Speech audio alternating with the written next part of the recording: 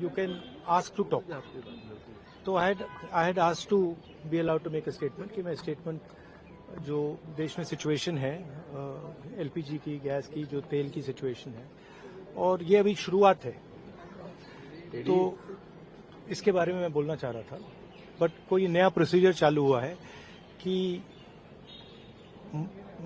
मंत्री पहले डिसाइड करेगा, फिर मैं बोलूंगा, फिर मंत्री रिप्लाई करेगा. तो ठीक है, let's see what happens. But basically main चीज क्या है, that gas is going to be a problem,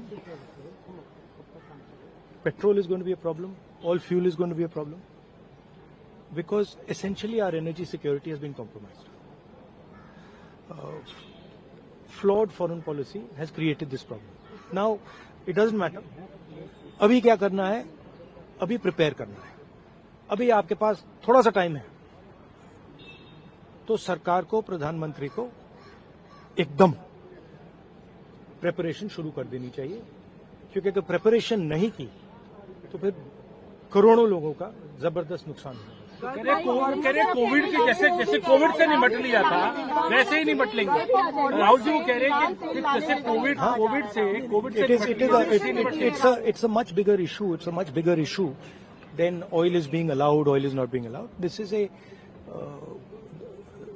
This war is fundamentally about the current world order. Right? This is a much bigger thing than Iran is allowing us to allow fuel, not allow fuel. We are going into an unstable time. When you go into an unstable time, you have to change your mindset. You cannot have the same mindset, right?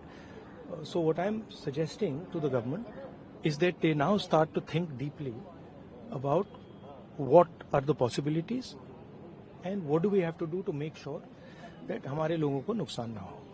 I'm not making any political statement. I'm just saying that I can see that a big problem is coming, right? And सुनिए, और अगर ये Iran के level पे अभी resolve हो जाए, तब भी ये प्रॉब्लम नहीं जा रहा है, क्योंकि दुनिया बदल रही है, स्ट्रक्चर बदल रहा है. तो हमें माइंडसेट बदलना है, और अगर हम माइंडसेट नहीं बदलेंगे, क्लैरिटी से काम नहीं करेंगे, और हिंदुस्तान की रक्षा, हिंदुस्तान को सेंटर बना के नहीं करेंगे, तो प्रॉब्लम होगा. तो वो तो कह रहे हैं कि कोविड के साथ निपट लिए. प्रधानमंत्री ने कल कहा कि जैसे कोविड से निपट लिए, हम तो इससे भी निपट लेंगे. देखिए आप कुछ भी कह सकते हैं. There is a central problem here, and I've been saying the problem is the Prime Minister is not able to function as the Prime Minister of India, and there's a reason for it, right? He's trapped now. Anyway, he still needs to make sure currently that the people of India are protected. He needs to make sure that our energy security is managed by us, that we are taking the decisions about our energy security, right? So that's all I'm saying. I hope the government listens to what I'm saying, because अगर नहीं सुनेगी तो बहुत बुरा नुकसान होने वाला है. So he is himself panicked. He's panicked because of Epstein. He's panicked because of Adani case.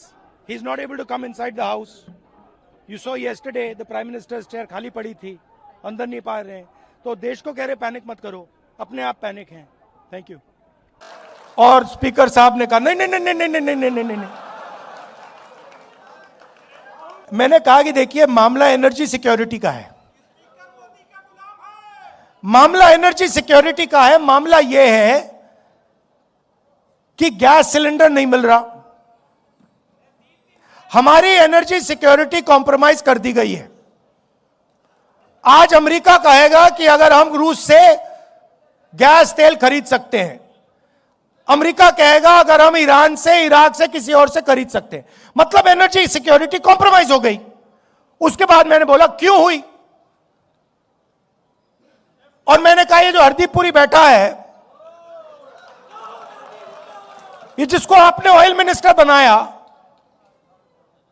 Bureaucracy से उठा के ऑयल मिनिस्टर बना दिया, ये पहला कॉम्प्रोमाइज है. इसका तो नाम उधर एप्स्टीन फाइल में है, तो उसका दोस्त है।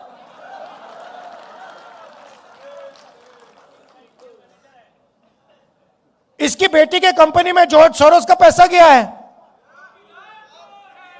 तो जैसे ही मैंने कॉम्प्रोमाइज शब्द का प्रयोग किया, स्पीकर कहते नहीं भैया नहीं, कॉम्प्रोमाइज शब्द नहीं बोल सकते। अभी आप देखना क्या होने वाला है यहां पे। ये स्टेट ऑफ हॉर्मुज जो बंद हुआ है, अभी आप देखना हिंदुस्तान में क्या होने वाला है। अभी तो शुरुआत हुई है। क्यों? क्योंकि नरेंद्र मोदी ने हिंदुस्तान की एनर्जी सिक्योरिटी अमेरिका को दे दी। क्योंकि नरेंद्र मोदी एप्स्टीन के कारण, अदानी के कारण, अपने फाइनेंशियल स्ट्रक्चर के कारण कॉम्प्रोमाइज्ड हो गए हैं। नरेंद्र सरेंडर हो गया है।